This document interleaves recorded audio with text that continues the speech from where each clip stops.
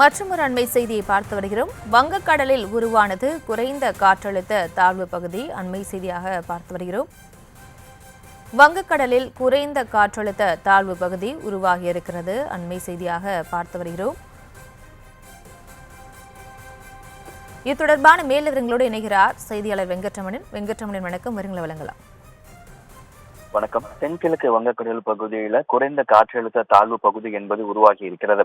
தெற்கு அந்தமான் கடல் மற்றும் அதனை ஒட்டிய பகுதிகளின் மேல் நிலவி வந்த வளிமண்டல கீழடுக்கு சுழற்சியானது இன்று காலை 8:30 மணி அளவுல தென்கிழக்கு வங்கக்கடல் பகுதியில் குறைந்த காற்றழுத்த தாழ்வு பகுதியாக உருவாகி இருப்பதாக இந்திய வானிலை ஆய்வு மையம் தெரிவித்திருக்கிறது.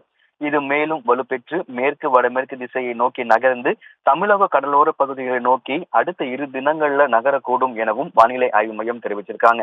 அதாவது இந்த மேலடுக்கு சுழற்சி என்பது கடந்த 48 மணி நேரத்திற்கு முன்பாகவே லோ பிரஷர் ஏரியா குறைந்த காற்றழுத்த தாழ்வு பகுதியாக வலுப்பெற்றிருக்க வேண்டும். தொடர்ந்து தாமதமாகி வந்த நிலையில தற்பொழுது தென்கிழக்கு வங்கக்கடல் பகுதியில குறைந்த காற்றழுத்த தாழ்வு பகுதி என்பது உருவாகி இருக்கிறது. அடுத்து வரக்கூடிய 2 நாட்கள்ல மேலும் வலுப்பெற்று மேற்கு வடமேற்கு திசையை நோக்கி நகர்ந்து தமிழக கடற்கரை பகுதிகளை நோக்கி நகரக்கூடும் எனவும் வானிலை ஆய்வு மையம் சொல்லியிருக்காங்க. இந்த குறைந்த காற்றழுத்த தாழ்வு பகுதி புயலாக வலுப்பெறுமா அல்லது அந்த திசையில் ஏதாவது மாற்றம் ஏற்படுமா அப்படிங்கிற நகர்வுகளை தொடர்ந்து இந்திய வானிலை ஆய்வு மையம் கண்காணித்து வருவதாகவும் தெரிவிக்கப்பட்டிருக்கிறது.